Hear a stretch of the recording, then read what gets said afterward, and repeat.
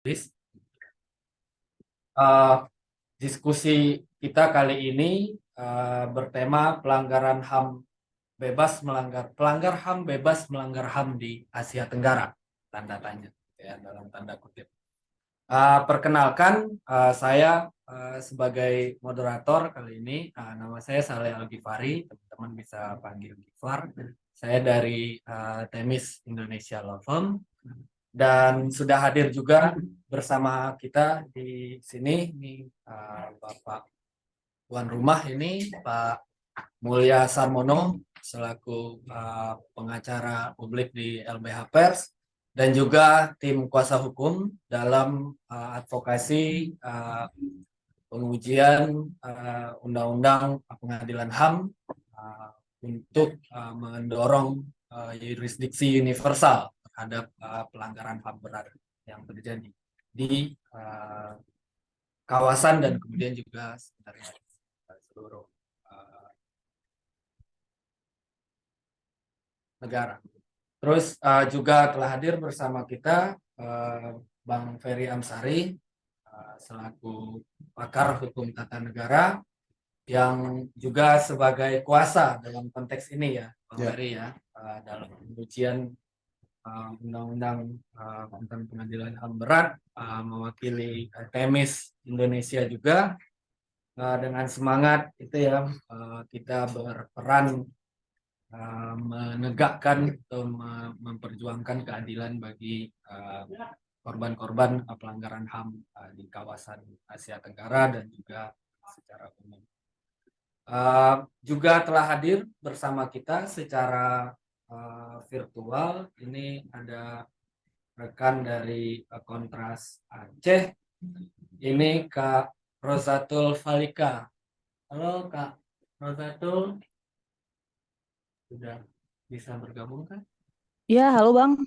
Ah, Bisa Bang. Oke. Selamat siang Kak. Sehat Kak? Alhamdulillah sehat banget. Ya, ini Kak Rosatul Falika, ini dari Kontras Aceh yang sehari-hari juga terlibat aktif dalam advokasi HAM. Salah satunya dalam kaitan diskusi kita ini advokasi uh, korban pengungsi Rohingya ya, yang juga menjadi terdampak akibat kejadian pelanggaran HAM di Myanmar sejak junta militer mengambil alih kekuasaan.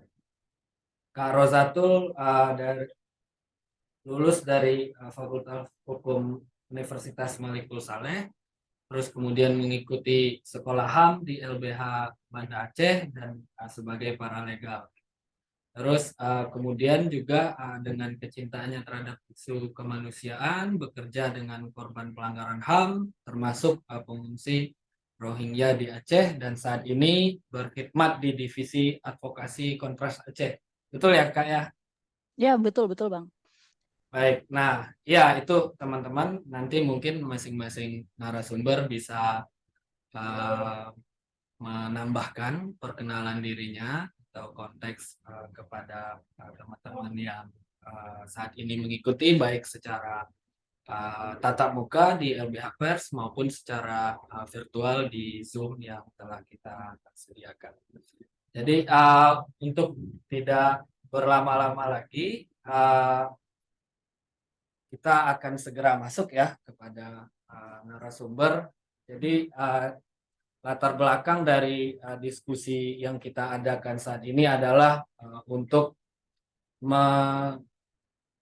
meningkatkan ya perhatian kita dan perhatian kita terhadap solidaritas juga yang terjadi, pelanggaran HAM yang terjadi di kawasan kita.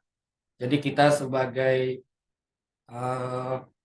warga negara yang juga dilindungi hak-hak kita oleh hak asasi manusia yang telah dijamin secara universal, termasuk juga adalah hak asasi manusia yang tidak dapat dibatasi.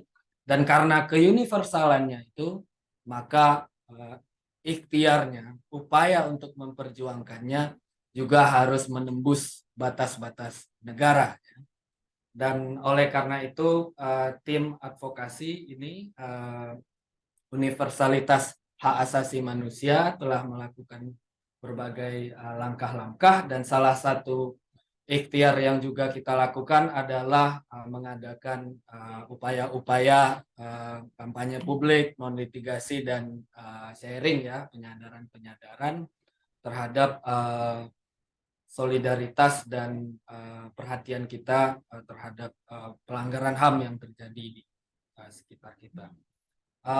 Kita mungkin masuk ke pembicara pertama, ini narasumber pertama Pak Mulya Sarmono, yang di dalam konsep diskusi kita memfokuskan meminta Pak Mulya berbicara tentang pemberangusan hak jurnalis oleh militer Myanmar ya. Jadi kejadian pelanggaran HAM di Myanmar pasca pengambil alihan kekuasaan oleh junta juga berdampak gitu ya Pak Mulya terhadap hak-hak jurnalis di Myanmar. Nah, mungkin Pak Mulya bisa menjelaskan sebenarnya kondisi pemberangusan hak-hak jurnalis, kebebasan pers ya oleh junta militer dan di Myanmar, dan kemudian bagaimana konteks advokasi dan mungkin update saat ini dan relevansinya dengan advokasi yang dilakukan oleh LBH Pers secara khusus maupun tim universalitas hak asasi manusia.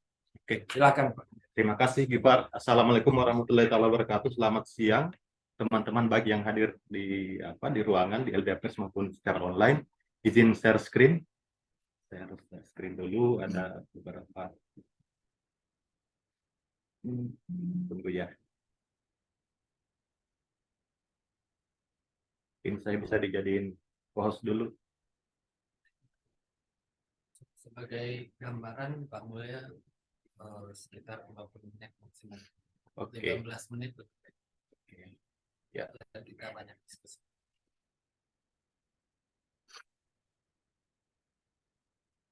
Oke. Tunggu kita. Kedengaran ya? Nah, hari ini saya akan membawakan materi berkaitan dengan pemberangusan hak jurnalis oleh junta militer. Saya akan mulai dengan data dari Reporters Without Borders berkaitan dengan Press Freedom Index di negara ASEAN tahun 2018 sampai 2022. Di sini kita bisa lihat, jadi di Press Freedom Index ini ada 180 negara yang kemudian dipantau atau kemudian dinilai sejauh mana kebebasan pers di negara-negara tersebut. Di sini saya bisa tampilkan ada 11 negara yang kemudian bergabung dalam negara-negara ASEAN. Pertama ada Indonesia, 5 tahun belakangan memang ada beberapa perubahan yang ya justru tidak signifikan seperti itu. Nah, ada juga Filipina yang memang menurun, ini semakin turun semakin buruk ya, semakin buruk nilainya ya. Jadi kalau misalnya tahun 2021 rankingnya 138, terus tahun 2022 maksud kami rankingnya 147. Nah, yang di ASEAN sendiri, negara yang paling baik, maksudnya progresnya, kebebasan persnya adalah Timor Leste. Dan yang kemudian yang paling parah sebenarnya adalah Myanmar. Kita di sini bisa lihat, di tahun 2021 misalnya, dari nilainya 140, kemudian turun di tahun 2002 menjadi 176 atau turun sekitar 36 poin dari nilai yang sebelumnya. Nah, ini menandakan bahwa menurut Reporters Without Borders ini ada masalah kebebasan pers di Myanmar setahun belakangan seperti itu. Di negara yang lain justru standar saja perubahannya, tidak ada perubahan yang signifikan, hanya Myanmar saja kalau kita bicara soal wilayah ASEAN. Itu yang pertama. Pertanyaannya kemudian kenapa ada perubahan signifikan di Myanmar? Nah, beberapa data-data kami kemudian menyebutkan bahwa pasca kudeta Myanmar tahun 2021 ada kemudian banyak eksekusi yang dilakukan oleh junta militer terhadap baik itu aktivis pro demokrasi maupun kemudian terhadap jurnalis maupun medianya. Misalnya di Juli tahun 2022 lalu ada 4 aktivis pro demokrasi yang kemudian dieksekusi mati seperti itu. Ini kita bisa lihat ada beberapa media juga yang kemudian memberitakan hal itu. Kemudian untuk jurnalis, terdapat 115 wartawan ditangkap saat meliput protes kudeta junta militer Myanmar. 15 profesional media dipukuli sampai parah dan mengalami luka-luka saat ditangkap. Nah, itu kondisi yang pertama. Yang kedua adalah ada 57 wartawan yang kemudian dipenjara sewenang-wenang. Myanmar menjadi penjara terbesar kedua di dunia bagi jurnalis. Nah, kemudian dari 57 itu ada 14 jurnalis diadili dan dihukum karena dianggap menyebarkan informasi yang dapat membahayakan kepentingan angkatan bersenjata. Mungkin kalau dari konteks Indonesia, mungkin undang-undang yang digunakan kayak undang-undang ITE. Jadi undang-undang ITE banyak digunakan untuk kemudian membungkam teman-teman aktivis pun jurnalis seperti itu. Selanjutnya, setidaknya 3 jurnalis tewas saat kudeta dilakukan. 7 kasus penyiksaan atau kekerasan ekstrim terhadap jurnalis dan 12 media dilarang di Myanmar, seperti itu. Jadi ada kondisi di mana Myanmar saat ini kebebasan persnya itu sangat dibatasi, bahkan ditangkap dan kemudian dibunuh.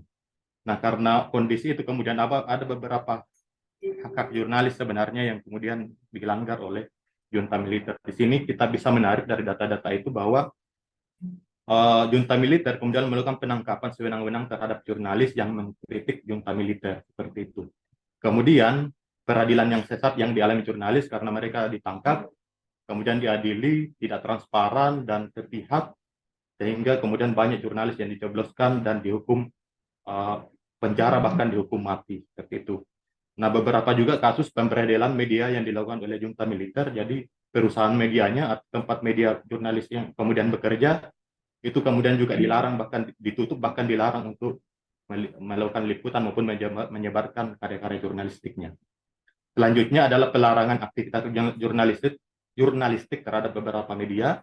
Selanjutnya adalah kekerasan serta penyiksaan terhadap jurnalis. Jadi mereka seperti tadi data-data tadi yang saya sebutkan bahwa teman-teman jurnalis yang ada di Myanmar kemudian tidak hanya mengalami penangkapan tapi juga mengalami kekerasan bahkan penyiksaan seperti itu. Selanjutnya ya bahkan ada yang kemudian dieksekusi mati. Nah, yang paling parah adalah adanya impunitas terhadap para pelaku pelanggaran HAM terhadap pers seperti itu di Myanmar, terutama yang kemudian dilakukan oleh junta militer seperti itu. Mungkin itu konteksnya kenapa kemudian kebebasan pers di Myanmar kemudian anjlok di tahun 2022 dan sebenarnya mulai anjlok di tahun 2021 pasca kudeta oleh junta militer seperti itu. Mungkin itu gambarannya.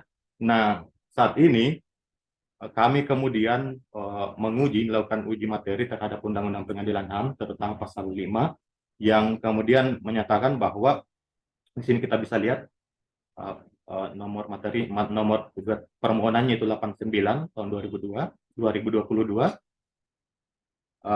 Kemudian pasal 5 itu di situ disebutkan bahwa Pengadilan HAM berwenang juga memeriksa dan memutus perkara pelanggaran hak asasi manusia yang berat yang dilakukan di luar batas teritorial wilayah negara Indonesia oleh warga negara Indonesia. Nah, itu yang kemudian kita uji di Mahkamah Konstitusi.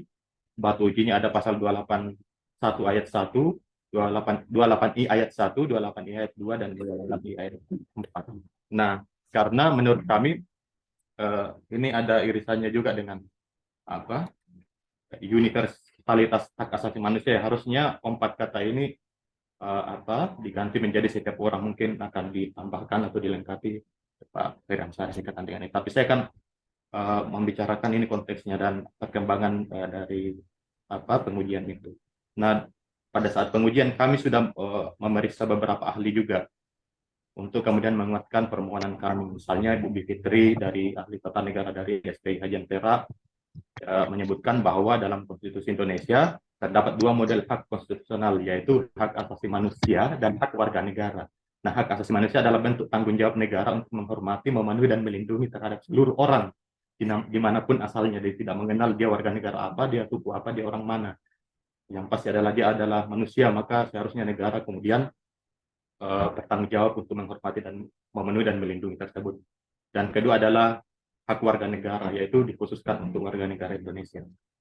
Nah, kemudian ada juga ahli dari direktur dari Myanmar Accountability Project bahwa tidak dimungkinkan untuk mendapatkan peradilan yang adil dalam sistem peradilan Myanmar.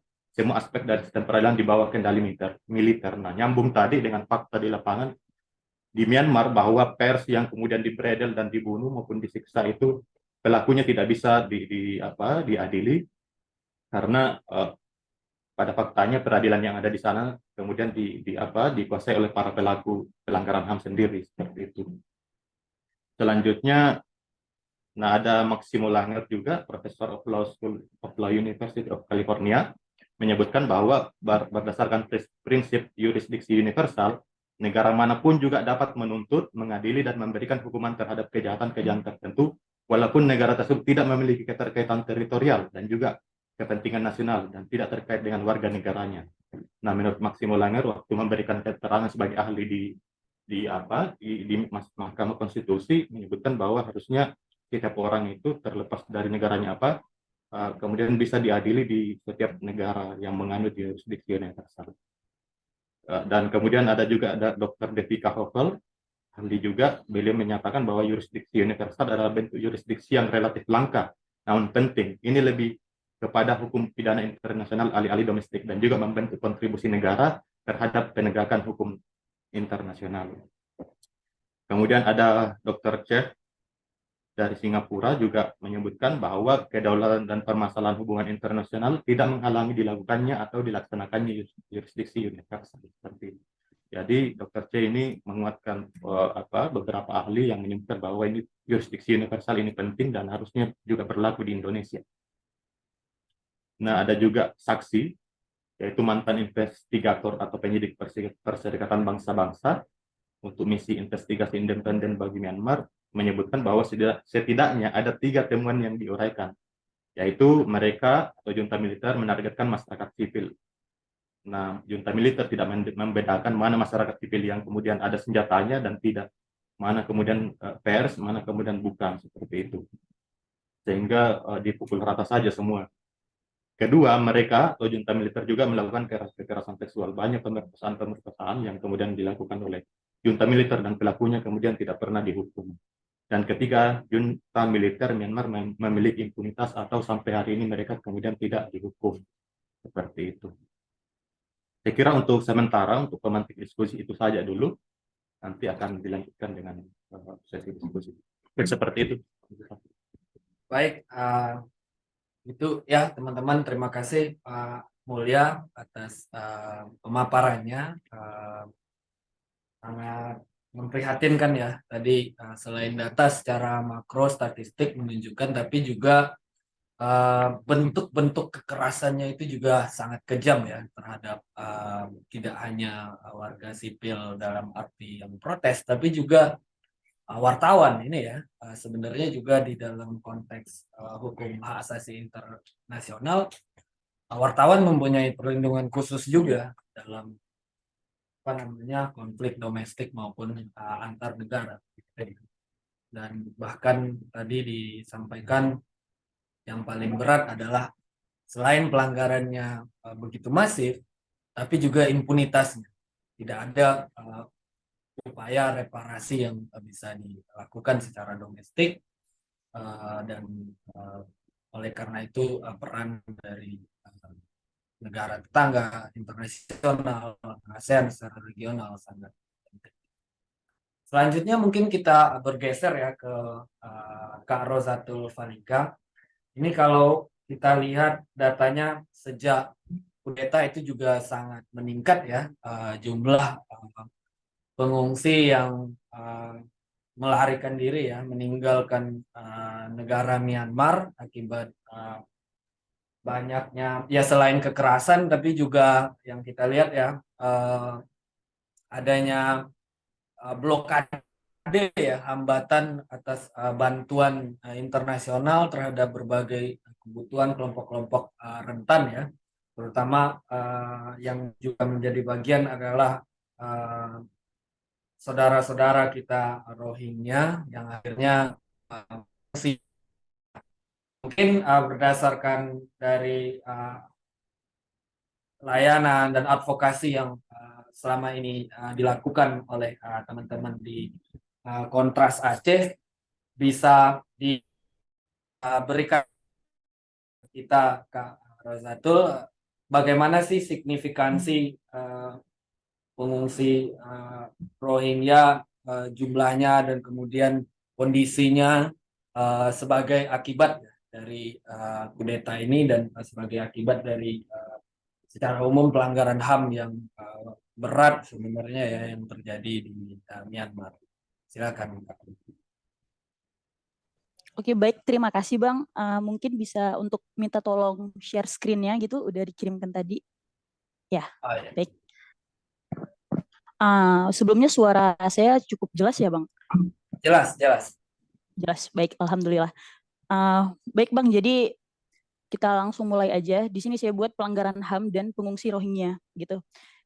Dan sebelumnya juga kita tahu bahwa pasal 1 di angka 1 Undang-Undang 39 itu menyebutkan bahwa hak asasi manusia itu adalah seperangkat hak yang melekat pada hakikat dan keberadaan manusia sebagai makhluk Tuhan yang Maha Esa dan merupakan anugerah yang wajib dihormati, dijunjung tinggi dan dilindungi oleh negara, pemerintah dan setiap orang demi kehormatan serta perlindungan harkat dan martabat manusia. Itu sudah jelas sekali gitu, Bang. Nah, secara sederhana dapat kita pahami bahwa HAM adalah sesuatu yang seharusnya dilindungi, dijaga, dan dijunjung tinggi oleh setiap manusia dengan negara sebagai penjaminnya gitu. Jika HAM seseorang tidak dijaga, tidak dilindungi, maka itu sudah jelas termasuk ke dalam pelanggaran HAM gitu. Dan slide keduanya, Bang. Oke. Slide. Oke.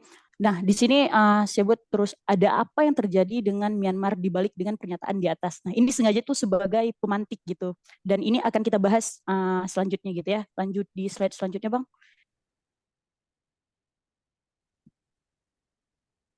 Nah, baik, pasal 1 angka 6 Undang-Undang Nomor 39 itu menyebutkan pelanggaran hak asasi manusia adalah setiap perbuatan seseorang atau sekelompok orang termasuk aparat negara baik disengaja maupun tidak disengaja atau kelalaian membatasi dan atau mencabut hak asasi manusia seseorang atau kelompok orang yang dijamin oleh undang-undang ini dan tidak mendapatkan atau dikhawatirkan tidak akan memperoleh penyelesaian hukum yang adil dan benar gitu. Selanjutnya, Bang. Oke, di sini ada jenis-jenis pelanggaran HAM. Nah, biasanya kalau orang menyebutkan di sini yang pertama ada pelanggaran HAM biasa dan pelanggaran HAM berat. Kenapa saya menghapus biasa? Karena menurut saya tidak ada pelanggaran HAM biasa gitu. Nah, lanjut, Bang. Oke, baik. Menurut Undang-Undang RI nomor 26 tahun 2000 itu tentang pengadilan HAM, pelanggaran HAM berat dapat diklasifikasikan menjadi dua, yaitu ada genocide dan kejahatan kemanusiaan. Selanjutnya. Nah, di sini apa yang dialami oleh Rohingya. Mungkin di sini ada sebelumnya kita pengenalan dulu tuh Rohingya itu siapa, etnis apa, dan ada apa sih dengan Rohingya gitu khususnya. Nah, etnis Rohingya ini merupakan sebuah kelompok etnis Indo-Arya dari Rakhine yang biasa juga dikenal sebagai Arakan atau Rohang dalam bahasa Rohingya di Myanmar. Rohingya adalah etnolinguistik yang berhubungan dengan bahasa bangsa Indo-Arya di India dan Bangladesh atau yang berlawanan dengan mayoritas rakyat Myanmar yang Sino-Tibet gitu. Rohingya dan Rakhine adalah dua kelompok etnis yang berbeda yang menempati wilayah Arakan yang saat ini bernama Rakhine. Bila Rakhine merupakan etnis mayoritas beragama Buddha, maka Rohingya adalah etnis minoritas yang beragama Islam gitu. Rohingya merupakan penduduk asli Muslim keturunan Bengali, yaitu Muslim Burma Cina, dan Pashu atau Maken, penduduk Kepulauan Andaman, atau dikenal dengan sebagai orang laut dalam bahasa Melayu ini tinggal di daerah Arakan sebagai barat laut Myanmar antara abad ke-9 sampai ke-10 Masehi gitu. Jika dilihat dari latar belakangnya, etnis Rohingya memiliki total populasi sebesar 15% atau sekitar 7 juta jiwa, di mana setengah dari kelompok etnis tersebut berasal dari Arakan gitu. Secara etimologis, etnis Rohingya merupakan penduduk asli Arakan yang menjadi area masuk dan berkembangnya agama Islam sekitar tahun 1000 Hijriah dengan penyebaran secara langsung oleh kaum pelaut dan pedagang dari Timur Tengah. Oke, etnis Rohingya mulai mengalami intoleransi. Boleh lanjut, Bang? Oke. Oke, baik. Etnis Rohingya mulai mengalami intoleransi yang dikarenakan mereka Muslim dan identitas etnis secara fisik mereka berbeda dengan warga Myanmar gitu. Pada tahun 1948 sampai 62, etnis Rohingya sempat diakui sebagai warga negara Myanmar. Bahkan ada etnis Rohingya yang menjadi anggota parlemen dan menteri. Jadi puncak dari kericuhan itu adalah ketika Undang-Undang Kewarganegaraan Burma tahun 1982 yang menghapuskan etnis Rohingya sebagai warga negara Myanmar yang sah. Nah, jadi etnis Rohingya itu sekarang merupakan stateless dan tidak berkewarganegaraan gitu. Dan itu menjadi masalah yang amat besar.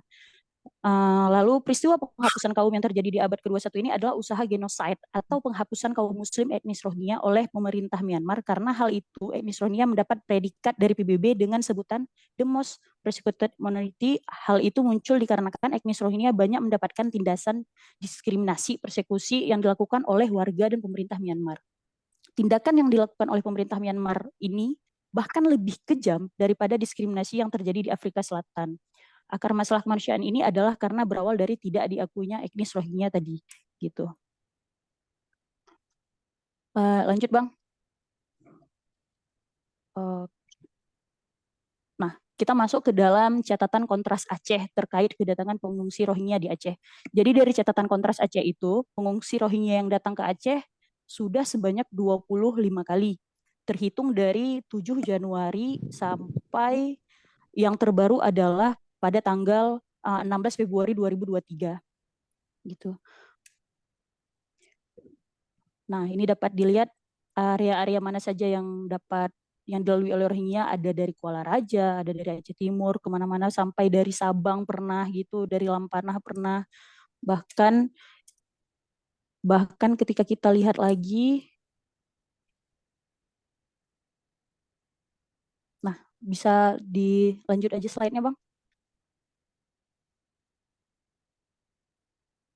Dan yang terakhir ini ada di Lampanah di Aceh Besar gitu. Dan sekarang mereka masih berada di Aceh. Lanjut lagi, Bang.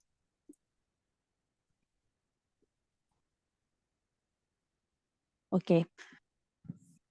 Jika diperhatikan, sebelum junta militer Myanmar pada tahun 2021, kedatangan pengungsi Rohingya maksimal setahun hanya 2 kali.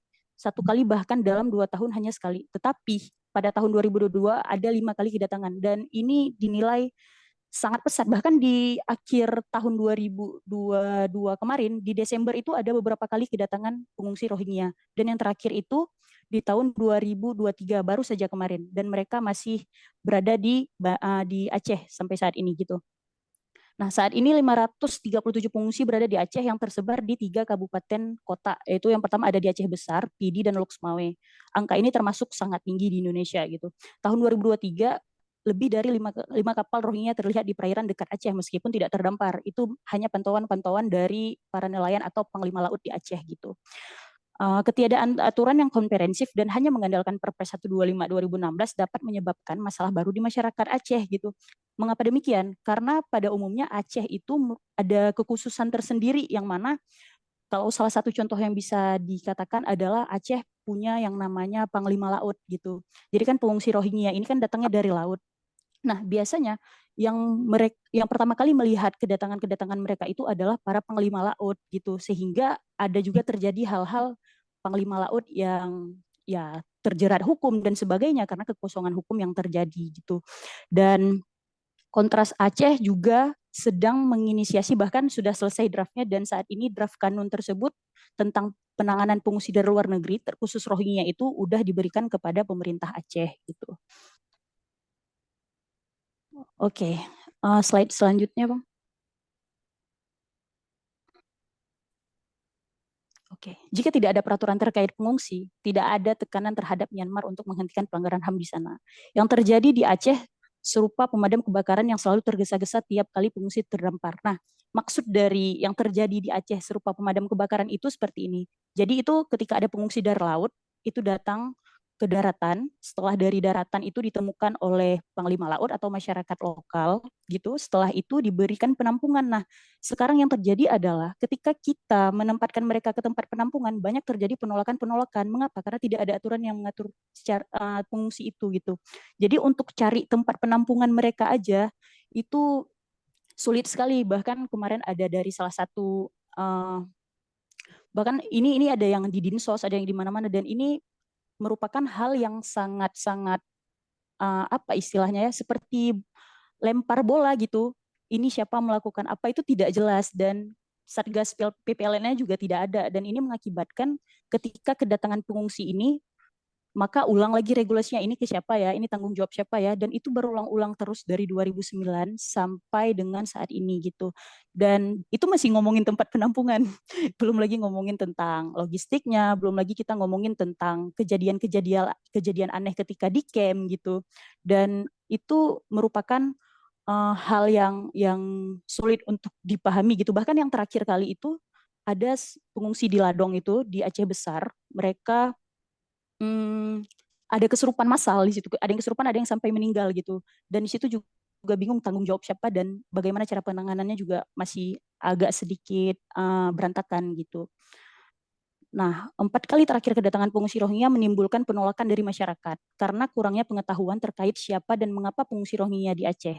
Ini berpotensi menjadi masalah sosial baru di masyarakat Aceh di masa depan. Nah, pernah ada satu kasus yang mengatakan bahwa kemarin itu kan ditolong oleh para nelayan tuh, sehingga tidak ada aturan regulasi yang mengatur itu, nelayan itu sampai terjerat hukum gitu. Sehingga masyarakat Aceh menilai bahwa dengan kedatangan pengungsi Rohingya ini, yang awalnya yang dari tahun 2009 itu mereka merasa kayak ini orang harus ditolong, ini orang adalah apa itu, orang-orang yang memang harus ditolong, wajib ditolong gitu. Dan sekarang berbeda gitu pandangan masyarakat terhadap Rohingya. Kenapa?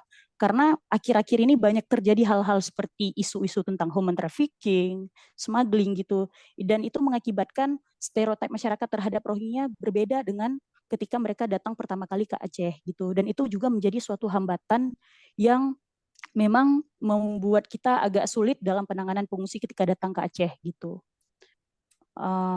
Dan slide selanjutnya Bang. Oke, dan ini ada foto-foto mereka ketika, ini foto terbaru ya. Ini di Ladong Aceh Besar. Ini foto-foto terbarunya mereka mendarat gitu. Slide selanjutnya lagi Bang. Foto-foto selanjutnya. Ini mereka sholat bareng, dan mereka juga sore-sorenya itu ada aktivitas seperti main volley bareng dan olahraga bareng, itu aktivitas di camp seperti ini. Ini kondisi camp di Minaraya PD Aceh. Ya, selanjutnya Bang. Nah, ini ketika mereka latihan-latihan, dan mungkin itu aja dulu untuk memantik awalnya. Saya kembalikan Bang. Baik, terima kasih Kak Rozatul atas paparannya. Jadi memang terlihat ya kaitan langsung antara kejadian kudeta militer di Myanmar dan uh, bagaimana yang disinggung oleh Kak Rozatul tadi, terjadi genosida, bahkan PBB juga menyatakan demikian, dan kondisinya saking parahnya disebut sebagai kelompok etnis yang paling terpersekusi ya, dan secara gelombang itu meningkat ya dari 2 kali setahun menjadi 5 kali setahun pasca kudeta.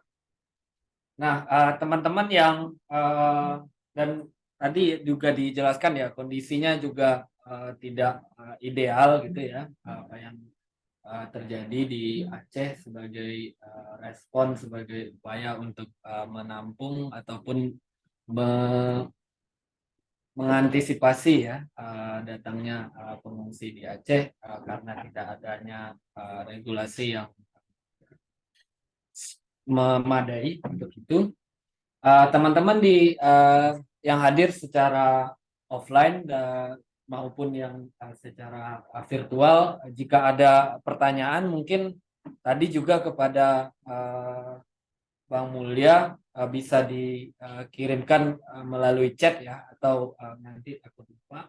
Tapi mungkin kita akan buka sesi pertanyaan setelah Bang Ferry memaparkan presentasinya atau pemantik yang mungkin akan beliau sampaikan. Jadi teman-teman jika ada pertanyaan mungkin bisa di drop dulu, nanti dibantu oleh panitia Mas Parko di sini untuk mengumpulkan. Oke, terima kasih Kak Rozatul. Nah, kita bergeser selanjutnya kepada Bang Ferry ini sebagai pakar hukum tata negara di Indonesia dan kemudian juga saat ini sebagai kuasa ya, sebagai pendamping langsung dari advokasi yang dilakukan oleh masyarakat sipil, tim advokasi universalitas hak asasi manusia yang menjadi kuasa dari beberapa tokoh di Indonesia ya, yang tergerak untuk berperan serta gitu ya, mewujudkan atau memperjuangkan keadilan bagi salah satunya tadi ya warga Rohingya dan juga sebenarnya secara umum masyarakat sipil di Myanmar dan di ASEAN melalui advokasi di judicial review di Mahkamah Konstitusi. Nah, mungkin sebelum kita bertanya terkait dinamika ya dan sebenarnya apa yang diperjuangkan secara konstitusional di Mahkamah Konstitusi, kita secara umum dulu ini yang dilihat oleh tim advokasi kewajiban moral atau peran hukum internasional Indonesia dan mungkin secara pergaulan di kawasan ya, Bang Ferry ya, peran yang bisa diambil sebenarnya oleh Indonesia dalam penyelesaian pelanggaran HAM berat yang mengalami impunitas di Myanmar itu apa sebenarnya dan peluang konstitusionalnya di Indonesia. Silakan. Makasih Gifar, Pak Mul, teman-teman sekalian yang hadir maupun yang berada di ruang online. Terima kasih. Ini upaya kami untuk menyemarakan advokasi terkait hak asasi manusia dan upaya penegakannya, wabil khusus untuk saudara-saudara kita yang ada di Myanmar. Kenapa Myanmar? Ya sebenarnya tujuannya ya ingin penegakan HAM itu untuk seluruh manusia ya. Tapi ada kondisi yang membuat kami perlu merespon cepat dengan mengajukan pengujian undang-undang di Mahkamah Konstitusi, terutama upaya mewujudkan penerapan universal jurisdiction ya atau yurisdiksi universal dalam penegakan HAM di Indonesia. Di pasal 5 yang sudah dibacakan Pak Mul tadi, ada 4 frasa yang kalau dihilangkan oleh Mahkamah Konstitusi, maka dengan sendirinya Pengadilan HAM Indonesia dan penegakan hukum di Indonesia akan menerapkan konsep universal jurisdiction, di mana pelaku pelanggaran HAM berat yang memasuki teritorial Indonesia akan dapat diadili di Pengadilan HAM Indonesia. Dan kami tergambar karena Jakarta adalah ibu kota ASEAN, Indonesia adalah pimpinan ASEAN saat ini. Tentu ketika ada pelaku pelanggaran HAM dalam bentuk pembuat kebijakan atau pelaku junta militer yang mungkin akan berkorelasi dalam relasi bilateral ataupun multilateral ya, akan memasuki teritorial Indonesia dalam bentuk pelaksanaan perjanjian atau kegiatan-kegiatan internasional lainnya. Oleh karena itu Indonesia harus jadi simpul atau simbol ya. Tidak ada satupun pelaku pelanggaran HAM di dunia termasuk di Myanmar yang bisa masuk teritorial Indonesia jika mereka belum bersih atau tidak bersih dari catatan pelanggaran HAM berat. Dengan demikian Indonesia punya peran penting untuk memberikan marwah kepada kelompok negara ASEAN ya, Uni Nation yang bernama ASEAN itu dalam isu-isu penegakan hak asasi manusia. Jadi Indonesia harus berperan. Kenapa Indonesia berperan? Saya pikir kita sudah bisa menjawab. Satu, konstitusi kita yang dibuat oleh ibu bapak bangsa kita dalam preambulnya mengatakan kita harus berperan dalam ketertiban dunia dan mewujudkan perdamaian abadi. dalam konteks ini, keadaan tertib, keadaan damai yang ada di Myanmar tidak bisa wujud kalau Indonesia tidak membangun perannya sebagai salah satu leader di ASEAN. Kalau Indonesia tidak punya sikap serius mengenai pelanggaran HAM yang terjadi di Myanmar. Pak Mul tadi sudah menceritakan soal dampak kepada kebebasan berekspresi yang terwakilkan dengan kebebasan jurnalis di Myanmar. Itu hilang. Bahkan kasus yang kami tangani ini mulanya berkaitan dengan upaya junta militer untuk menyingkirkan para jurnalis yang menginformasikan situasi dan keadaan di Myanmar. Lalu kita pikir ini harus diambil kasus ini untuk kemudian bisa melindungi orang lebih banyak di Myanmar. Dan sebagaimana informasi di dalam persidangan di Mahkamah Konstitusi, status Myanmar itu sekarang waktu itu sudah 400 serangan udara. Bayangkan ada pemimpin negara menyerang warga negaranya sendiri dengan serangan udara. Ya. Lalu kemudian ada korban-korban kekerasan lain, tidak ada ya hak untuk didampingi dalam proses hukum. Tiba-tiba orang ditangkap, misalnya orang tidak suka dengan Pak Ade kan begitu ya, Direktur LBH Pers, ditangkap tidak boleh didampingi di dalam penangkapannya itu, tidak boleh didampingi di dalam penjara, sehingga tidak diketahui apa saja hak-haknya yang terlanggar. Tiba-tiba langsung sidang gitu. Lalu ketika sidang, pengacaranya bahkan tidak boleh bertanya. Jadi proses peradilan yang betul-betul tidak adil. Dan itu terjadi terhadap para aktivis, warga negara Myanmar, para jurnalis, orang-orang yang ingin menegakkan hak asasi manusianya. Yang selamat adalah yang diam dengan tekanan dari para junta, anggota junta, militer, begitu ya, dan mengabaikan nilai-nilai kemerdekaan orang lain. Jadi kalau ada seorang warga negara melihat terjadi pelanggaran HAM di hadapannya dengan mata kepalanya sendiri, sepanjang dia mendiamkan, mengabaikan hak orang lain itu, maka dia aman aja gitu. Tapi kalau sudah bicara protes, maka dia juga akan ikut dibawa di dalam tahanan yang tidak melalui proses hukum yang layak. Jadi banyak pelanggaran. Saya nanti kalau diperkenankan, nanti akan melihatkan beberapa foto. Mungkin Lafu bisa bantu memperlihatkan foto-foto itu. Nah ini foto-foto para pengungsi ya. Dan ini foto berbicara luar biasa menurut saya. Betapa seseorang ayah kemudian betul-betul berjuang agar anak dan keturunannya bisa sampai di negeri tujuan. Malangnya begini, untuk para pengungsi dan korban kejahatan atas nama junta militer ini, mereka itu tidak mendapatkan safe haven.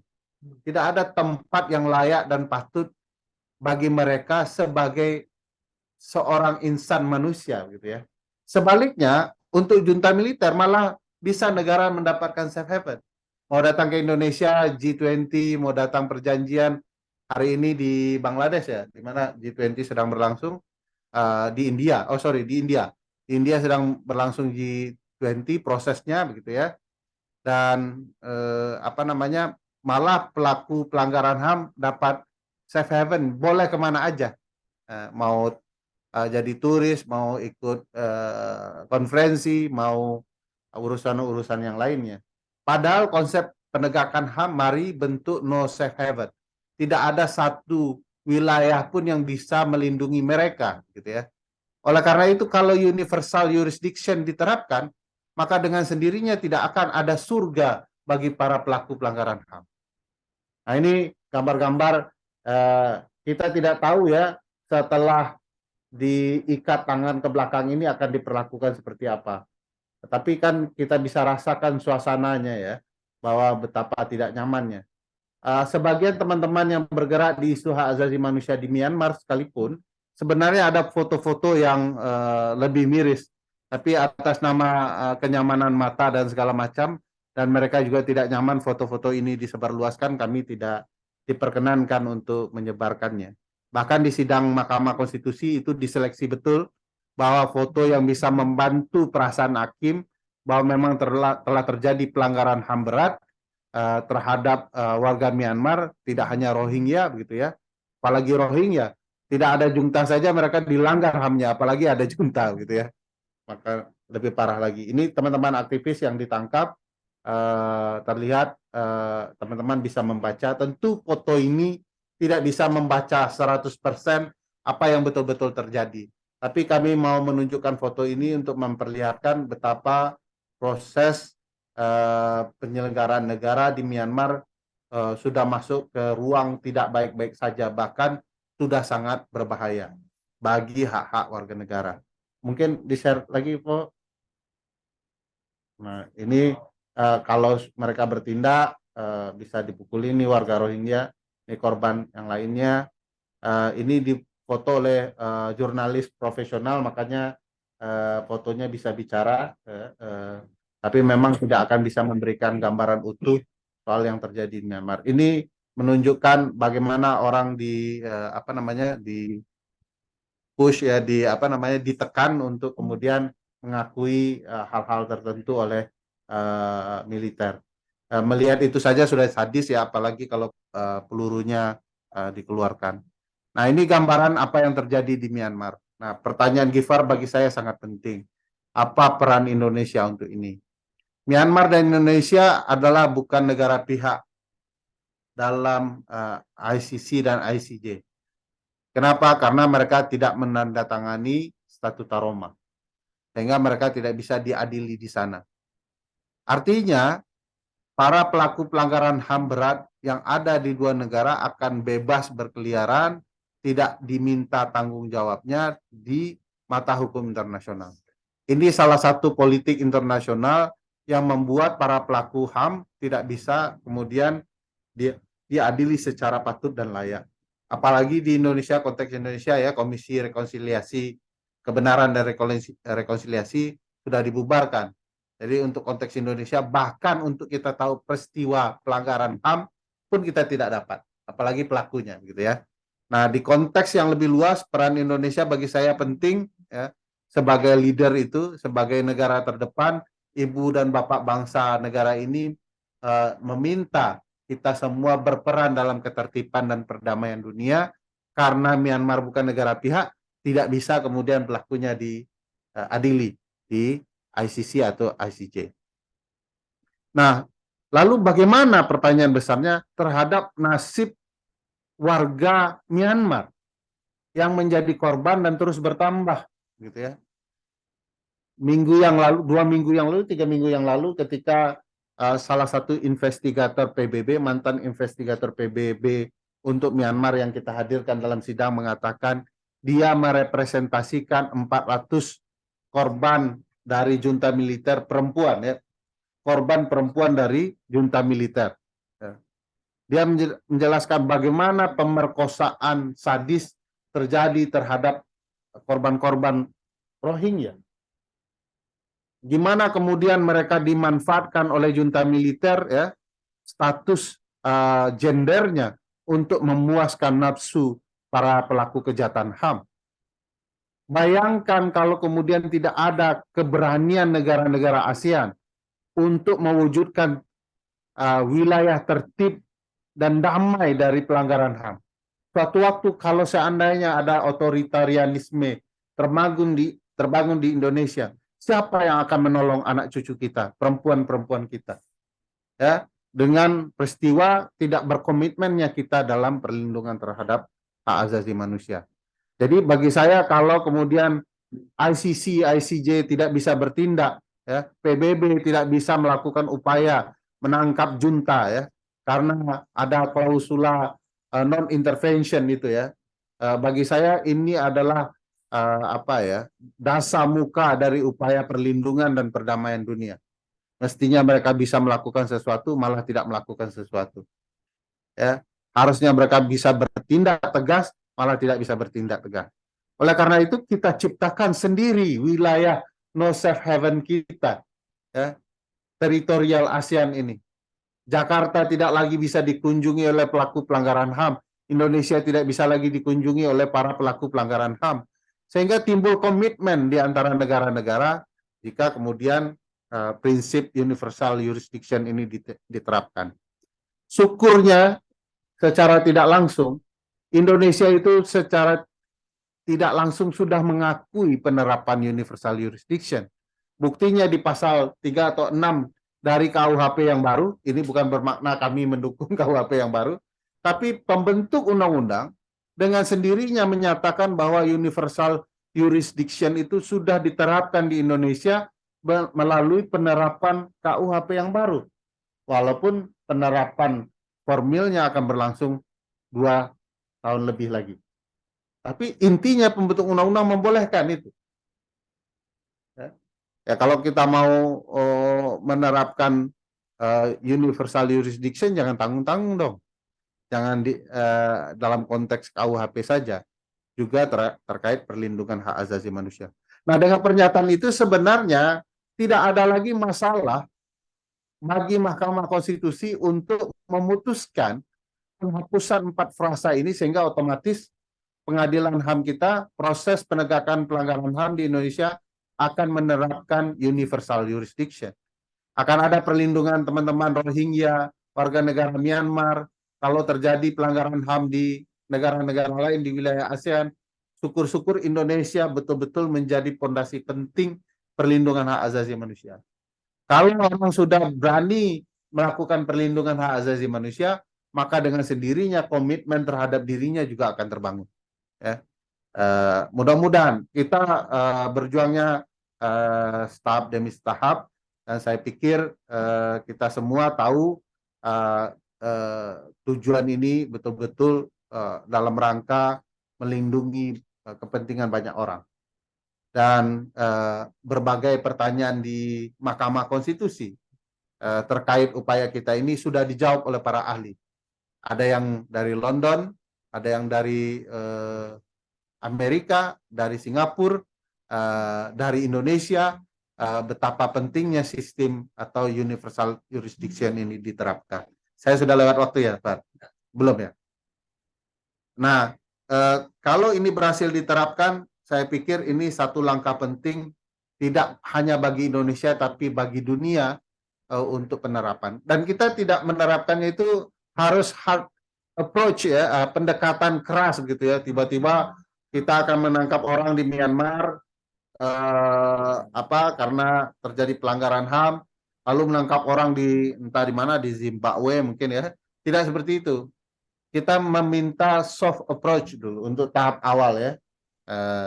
Mudah-mudahan kalau kemudian ada pelaku pelanggaran HAM masuk ke teritorial Indonesia, maka ini bisa diterapkan. Dan MK kekhawatirannya ini akan mengacaukan sistem hukum. Ahli kita sudah mengatakan tidak mungkin penerapan universal jurisdiction itu mengacaukan sistem hukum suatu negara. Lalu MK bertanya, apakah termasuk perwakilan pemerintah ya, apakah kemudian ini akan mengganggu hubungan diplomasi? Tidak mungkin juga.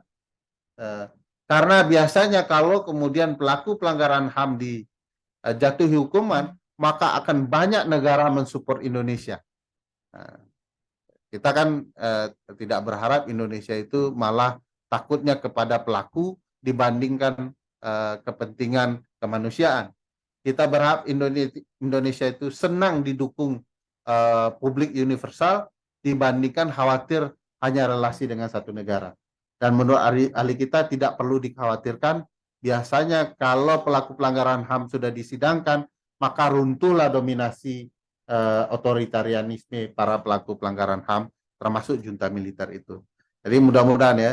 Nah ini teman-teman di pemerintahan ini masih setengah dua hati lah ya.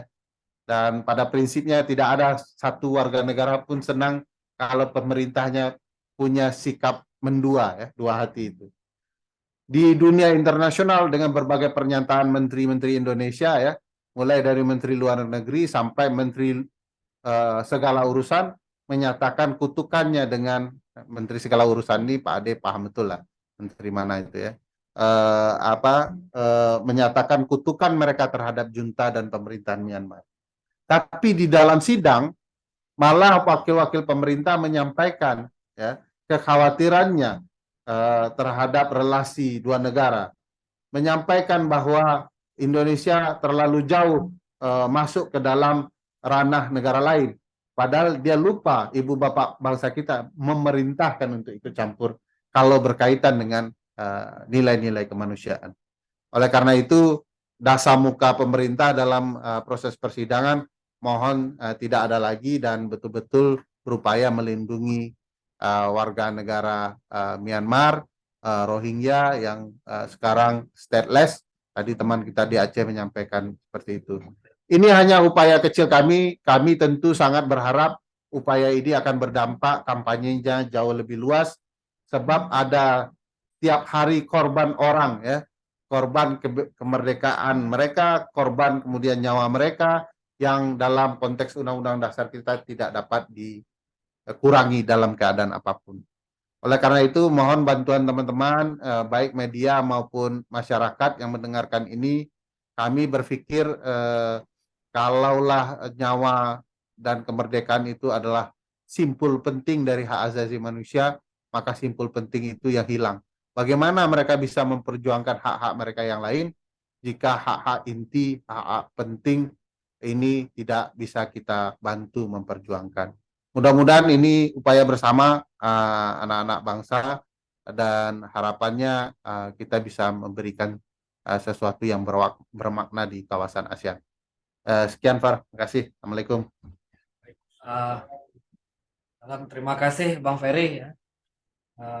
Cukup menggugah tadi ya apa yang disampaikan oleh Bang Ferry dan teman-teman sebelumnya.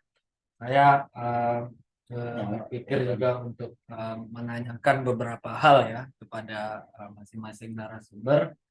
Namun demikian kita berikan tepuk tangan dahulu kepada para narasumber telah menyampaikan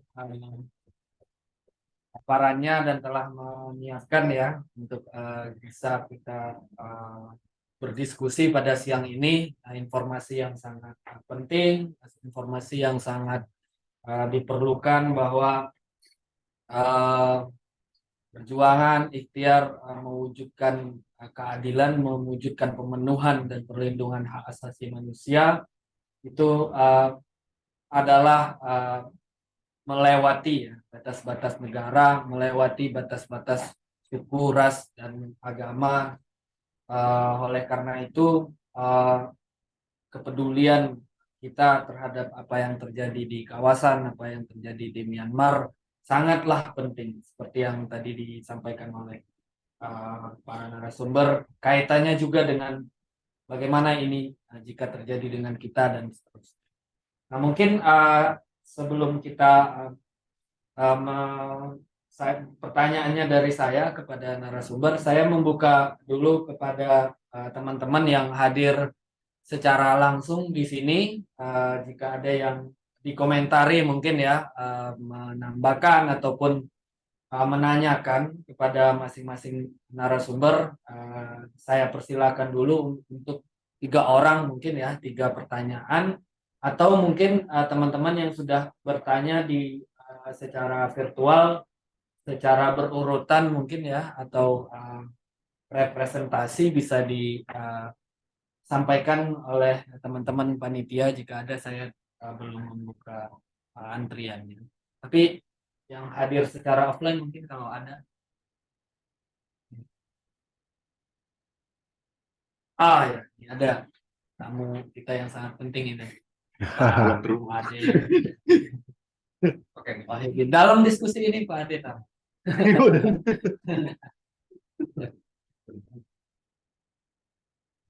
Silakan.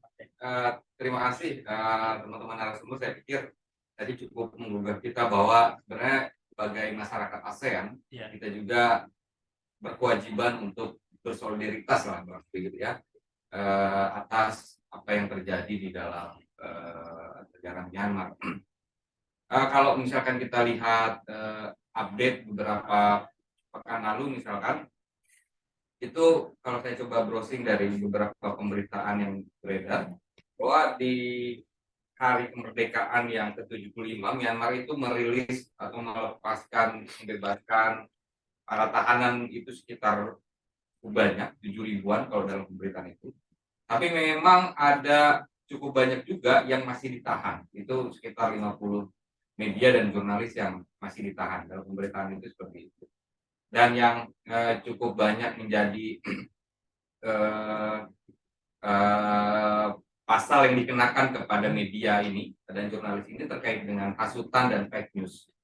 Saya pikir ini menjadi poin penting karena bagaimana sebenarnya dalam kondisi konflik, dalam situasi yang cukup rumit, gitu ya, membatasi informasi dari wilayah itu keluar itu cukup kencang, sehingga tidak lain yaitu adalah ya kill messengernya, gitu. Ya yang dihambat adalah yang pembawa pesannya, sehingga proses ataupun tantangan dalam kebebasan pers ekspresi gitu ya di dalam konteks wilayah-wilayah konflik ini menjadi tantangan yang sangat besar saya pikir, dan terobosan teman-teman dalam gugatan judicial review di Mahkamah Konstitusi ini menjadi salah satu upaya yang cukup serius bagi kita untuk saling bersolidaritas. Itu tanggapan saya terhadap tadi kondisi ekspresi dan kebebasan pers di Myanmar. Nah, kemudian yang kedua yang saya juga mau tanyakan ke teman-teman kuasa hukum terhadap judicial review ini, bagaimana respon pemerintah ataupun DPR gitu ya terhadap usulan meluaskan yurisdiksi ini? Apakah mereka setuju? Kalau misalkan mereka setuju, alasannya apa? Kalau nggak setuju apa gitu ya? Dan bagaimana kita merespon itu? Gitu? Mungkin itu. Terima kasih. Baik. Tadi sudah disampaikan ya komentar dan pertanyaan dari Pak Ade. Mungkin teman-teman narasumber juga sudah mencatat dan memahami. Mungkin kita jawab dulu, atau mungkin teman-teman panitia kalau ada yang bertanya secara virtual, dua lagi mungkin belum ada ya. Oke, saya ini juga berkaitan dengan ini ingin menanyakan juga ini pada teman-teman narasumber, selain konteks upaya hukum tadi ya, juga sebenarnya berkaitan dengan teman-teman yang ibaratnya memberikan layanan, bantuan dan pendampingan sebagai efek domino ya. Jadi yang terjadi impact yang langsung juga dirasakan oleh kita sebagai warga negara di Indonesia, terutama juga pasti yang dialami oleh teman-teman di Aceh. Nah, ini mungkin Kak Rozatul Falika dari paparan tadi,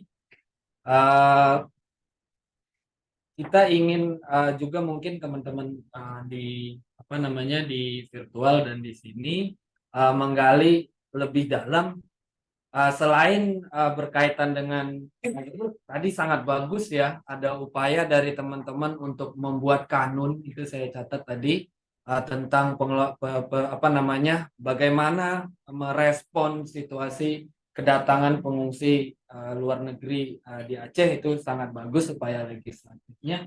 Tapi juga tentu tadi problemnya disampaikan, ada pergeseran ya, mindset, pergeseran persepsi warga di Aceh terkait dengan hal itu. Nah, upaya-upaya lain yang kemudian dilakukan menyasar hal ini dan berusaha dari pemerintah untuk menghubungkan dengan konteks yang terjadi di Myanmar, karena yang disampaikan tadi oleh Pak Mulya dan disinggung oleh Pak Ade adalah sesuatu yang sangat bahaya ketika konflik terjadi, situasi mencekam terjadi, tapi kemudian juga terjadi distorsi keluar tentang apa sebenarnya yang terjadi ketika kill the messenger itu dilakukan oleh si perpetrator, dari si pelanggarnya gitu ya.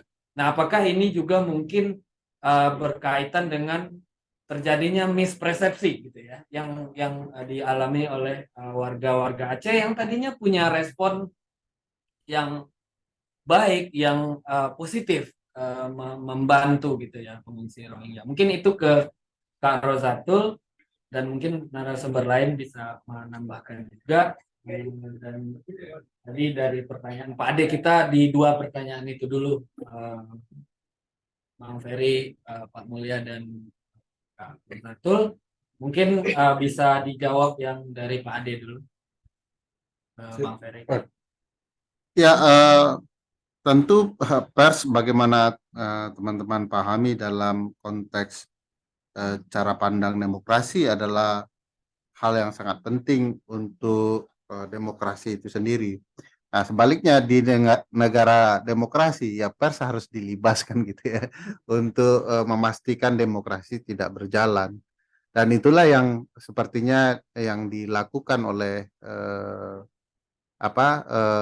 junta militer di Myanmar untuk memastikan demokrasi itu hilang.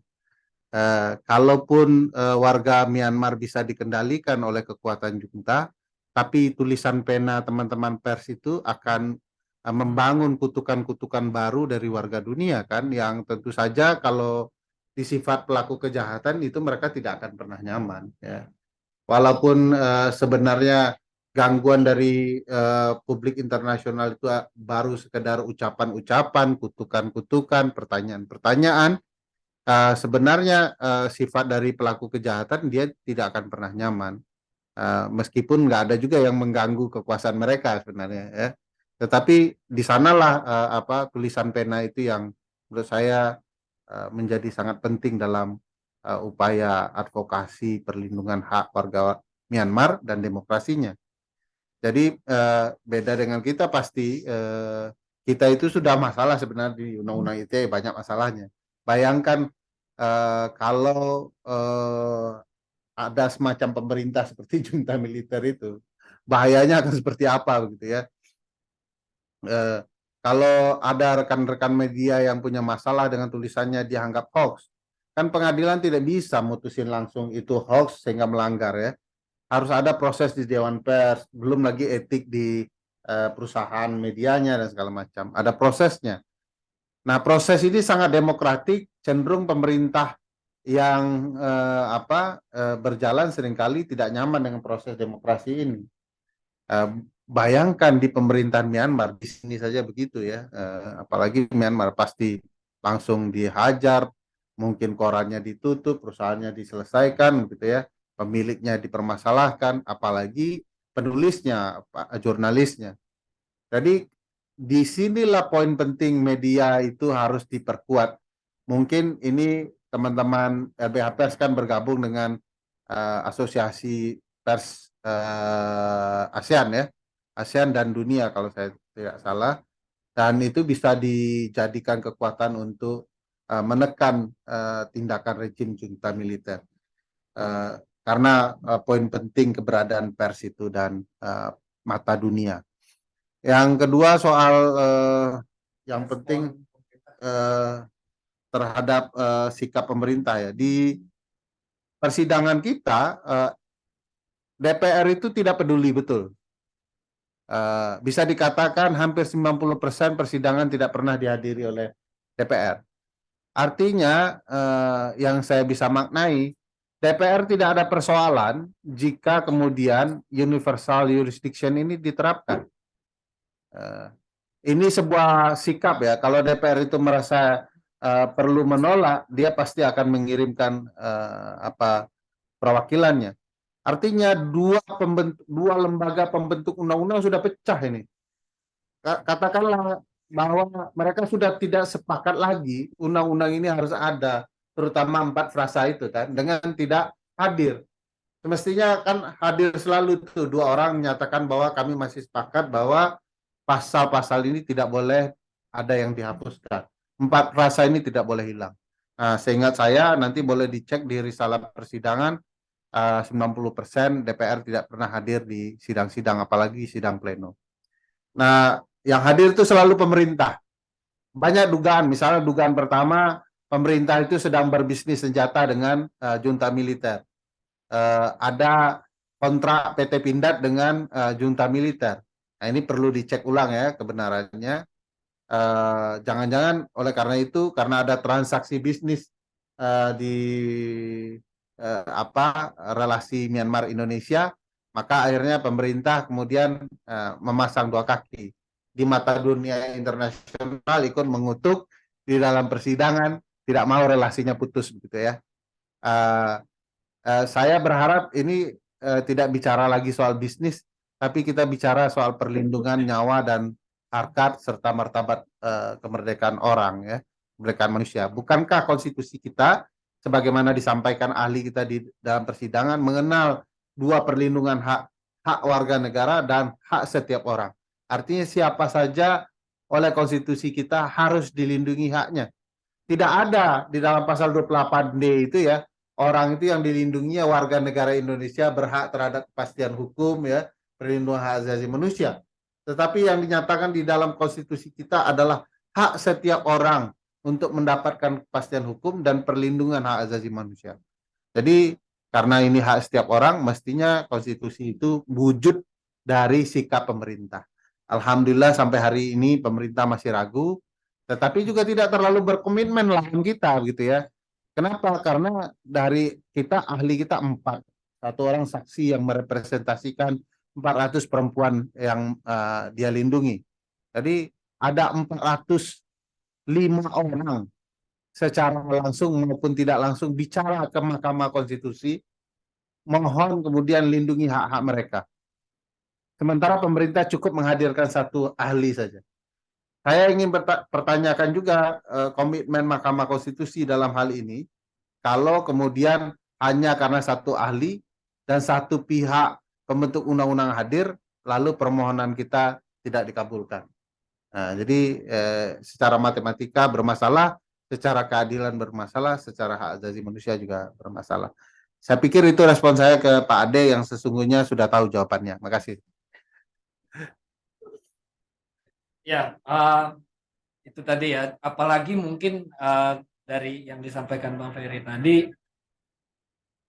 apalagi ditambah misalnya penonton diskusi ini yang ratusan ribu atau jutaan sudah tersebar yang menuntut konstitusi Indonesia yang sebenarnya konstitusi kita bermarwah pemimpin gitu ya, karena kita ingin berkontribusi dalam kedamaian dunia dan ketertiban dunia. Jadi peran kita barangkali sangat-sangat signifikan dalam konteks ini untuk keadilan di Myanmar. Mungkin tambahan dari Pak Mulya dalam konteks pertanyaan tadi ya, yang bisa disampaikan ini kepada para penonton, pada audiens. Ya, mungkin saya cuma mengupdate persidangan saja ya. Kalau soal persnya kan sudah dijelaskan oleh Pak Ferry dengan Pak Ade tadi. Nah, untuk konteks pertanyaan apa tanggapan pemerintah dan DPR, kalau DPR saya ingat betul dia hanya hadir saat memberikan keterangan.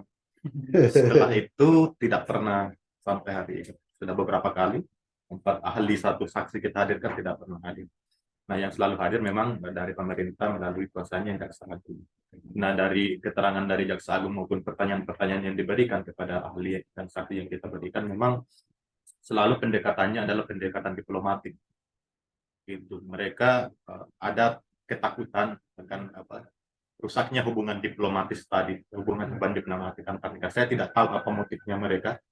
Mungkin saja kemudian seperti yang tadi disebutkan oleh Pak Ferry, ada hubungan perdagangan, termasuk perdagangan senjata misalnya, yang bisa jadi akan kemudian terganggu jika ada hubungan diplomatik itu. Yang kedua adalah penyelesaiannya dari pemerintah, penyelesaiannya melalui diplomasi juga. Jadi dan ini sebenarnya beberapa waktu lalu Jokowi menyatakan di media bahwa akan mengirim petinggi militer untuk kemudian bicara sama junta militer Myanmar. Seperti itu. Namun sebenarnya cara-cara ini sih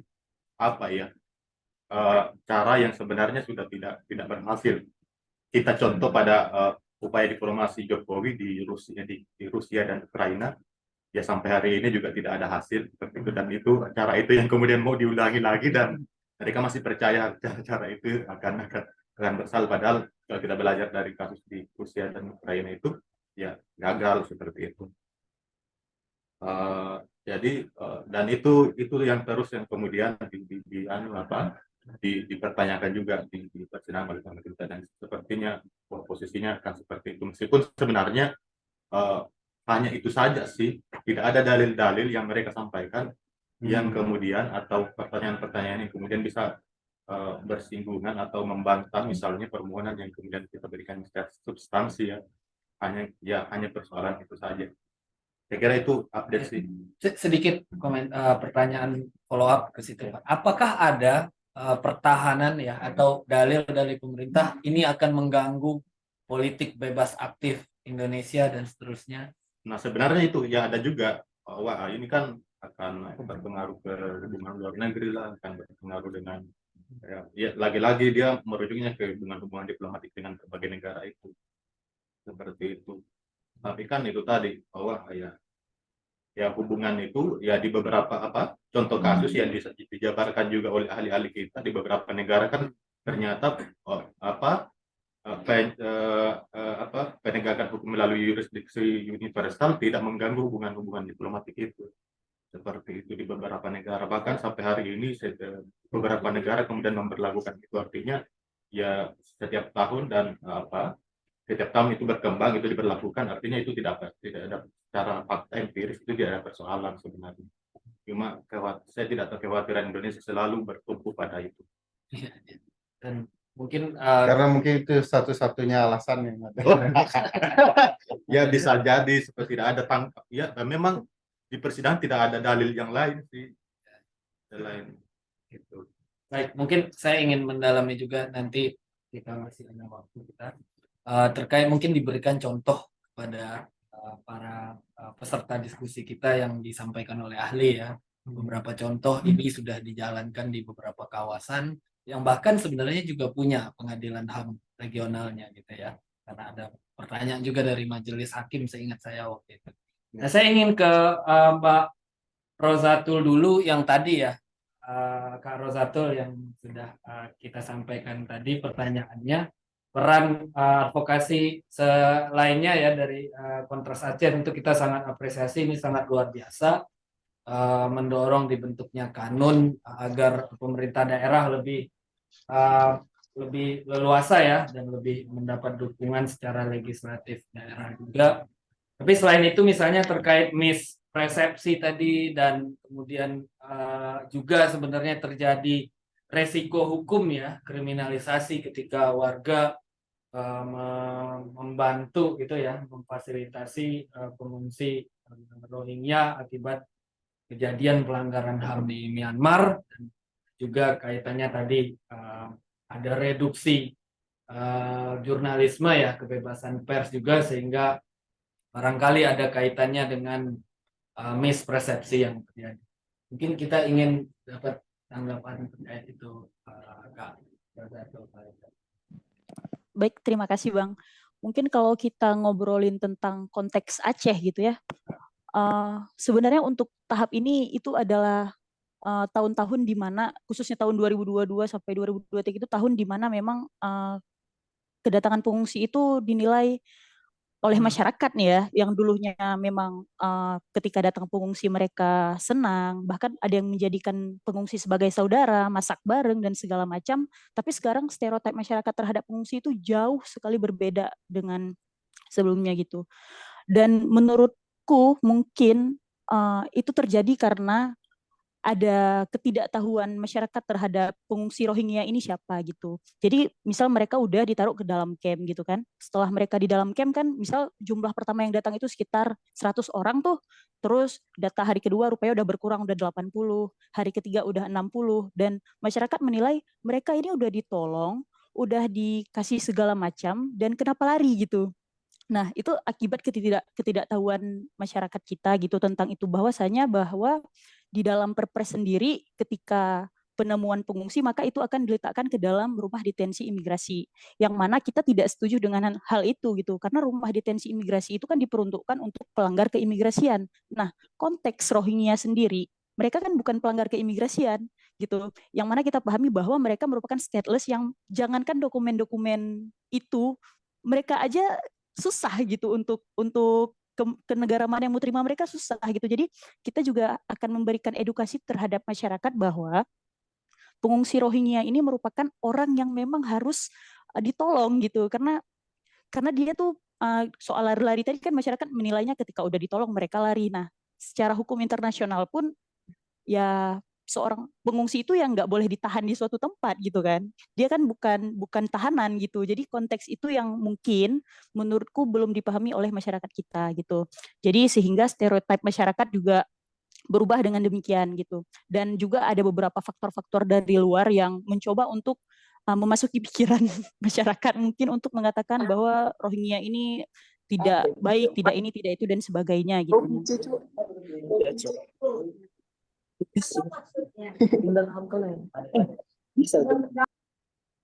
Oke, suaranya mungkin. Ya, bisa dilanjutkan. Oke, baik. Mungkin itu stereotipnya kenapa berubah, dan di tahun berapa gitu di Biren juga pemerintahan Biren itu Kabupaten Biren ada mengeluarkan anggaran untuk Rohingya juga gitu, dan sebenarnya kan anggaran itu tidak ada ya di dalam anggaran pemerintah Biren, tapi mereka mengeluarkan itu untuk Rohingya sehingga itu menjadi suatu penemuan untuk pemerintah Biren sendiri tentang pengeluaran anggaran, dan mungkin pemerintah sendiri juga merasa aku nggak pengen masuk lagi lah ke ranah ini karena terjadi hal itu gitu. Makanya Kontras Aceh juga membuat regulasi, mencoba membuat draft kanun yang mana mengatur tentang bagaimana siapa berbuat apa ketika kedatangan pengungsi gitu. Jadi di dalam draft-draft kanun itu juga mengatur tentang penemuan, pengawasan, pendanaan yang memang itu menjadi salah satu hal yang paling berpengaruh dalam penanganan pengungsi di Aceh gitu. Dan mungkin itu Bang. Ya oke. Aku follow up sedikit pertanyaan Oke. terkait dengan status mereka sebagai pengungsi. Apakah kan di Myanmar mereka tidak dapat bantuan atau layanan organisasi-organisasi internasional ya, baik secara migrasi maupun pengungsi atau pencari suaka.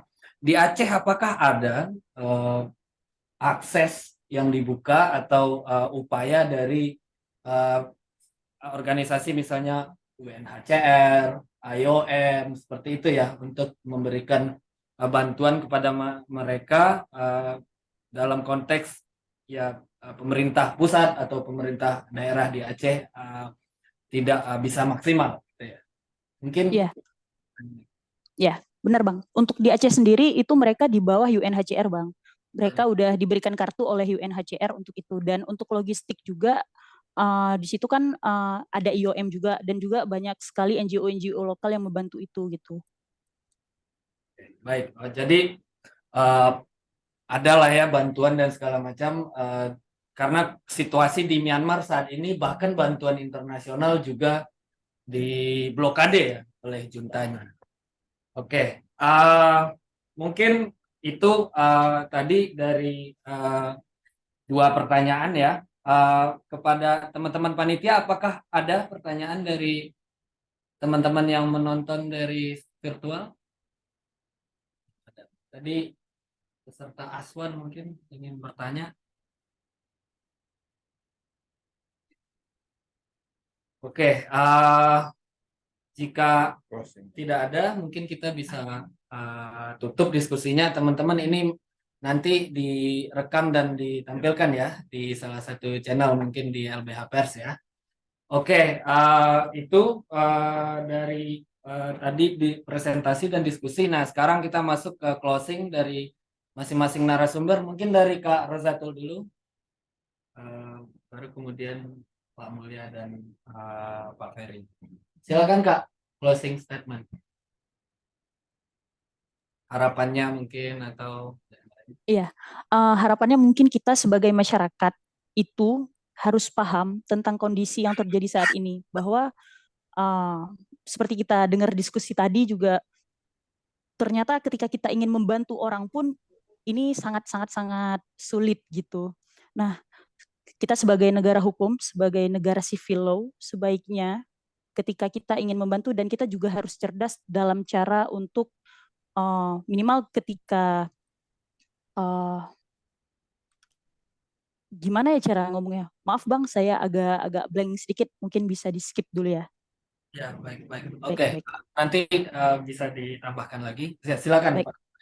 Ya, saya kira apa ya, permohonan ini adalah bagian dari upaya kita ya untuk kemudian eh, memberikan penegakan hak asasi manusia bukan cuma di Indonesia tapi di seluruh negara untuk setiap orang seperti itu. Bagaimana prinsip yurisdiksi universal. Namun dorongan kita kemudian untuk menguji ini di undang-undang di Mahkamah Konstitusi tidak akan bisa mulus atau tidak akan kuat tanpa dukungan dari masyarakat sipil maupun lapisan masyarakat yang lain. Sehingga sangat penting untuk kemudian kita bisa memantau dan memberikan masukan juga, bahkan mungkin bisa melalui amicus curiae ke Mahkamah Konstitusi terkait terkait permohonan ini untuk kemudian menguatkan permohonan kita dan agar yurisdiksi universal kemudian bisa diterapkan di Indonesia. Kira itu. Terima kasih. Baik, terima kasih Pak Mulya. Bang Ferry. Ya, problematika negara yang otoriter seperti ini hanya bisa diselesaikan dengan kepedulian masyarakat dunia ya. Meskipun orang tidak terlalu aware atau tidak terlalu mengikuti perkembangan pengujian undang-undang ini, bagi kami ini langkah penting sederhana untuk berupaya melakukan hal yang berarti bagi mungkin masyarakat Myanmar. Dan mudah-mudahan kalau ini berhasil juga akan punya imbas penting untuk penegakan HAM di Indonesia. Itu mimpi kami ya. Dan saya tahu orang Indonesia cenderung sangat peduli dengan nasib manusia lain. Mungkin kami belum jauh menyentuh itu perasaan terdalam warga negara Indonesia, tapi saya yakin ini langkah dari bagian untuk mereka sadar kepedulian itu penting. Mudah-mudahan begitu sudah tayang di channel YouTube, ini akan lebih membangun kesadaran orang betapa pentingnya perlindungan hak asasi manusia, terutama yang berkaitan dengan pujian kita. Dan terima kasih untuk teman-teman Aceh sudah melakukan upaya nyata. Menurut saya kalau kita masih upaya normal ya Mas Mul, kalau teman-teman Kontras Aceh sudah melakukan upaya nyata yang menurut saya sangat-sangat penting dalam melindungi nasib kemanusiaan warga Rohingya. Terima kasih. Assalamualaikum warahmatullahi Uh, Kak Rosatul mungkin kalau masih mau menyampaikan closing statement-nya. Ya. Baik Bang, mungkin dari aku khususnya Kontras Aceh itu ketika kita Kontras Aceh kan tidak hanya membahas tentang Rohingya, tapi juga tentang pelanggaran HAM di Aceh gitu. Yang mana ketika kita mendengar pelanggaran HAM itu hati kita tuh terasa remuk gitu, apalagi dengan regulasi-regulasi yang tidak berpihak pada kita gitu. Jadi aku harap gitu ke depan, ayo kawan-kawan khususnya yang di nasional gitu, untuk tetap terus perjuangin ini, untuk tetap terus memberikan kepedulian yang besar terhadap kawan-kawan di luar, baik eksternal ataupun internal. Kenapa aku bilang ada internalnya? Karena seperti kita tahu lah konflik-konflik kita di dalam internal juga terlalu banyak gitu, terkhusus Aceh dan Papua. Dan yang mana menurutku nilai dari segala nilai itu adalah kepedulian kita sebagai masyarakat. Mungkin itu aja Bang. Terima kasih banyak. Baik, terima kasih Kak Rosatul, Pak Mulya, Bang Ferry. Teman-teman kita berikan aplaus dulu kepada Oke, terima kasih kepada teman-teman yang sudah mengikuti diskusi secara tatap muka maupun secara ini ya virtual ya. Dan terima kasih juga kita ucapkan kepada panitia yang telah menyiapkan diskusi ini dengan sangat baik dan juga kepada teman-teman LBH Pers yang telah bersedia menyediakan ruang ya baik secara daring maupun secara luring agar diskusi kita ini bisa berjalan. Mungkin itu saja kita tutup diskusi ini. Selamat sore, salam sejahtera untuk kita semua. Assalamualaikum warahmatullahi wabarakatuh. Waalaikumsalam.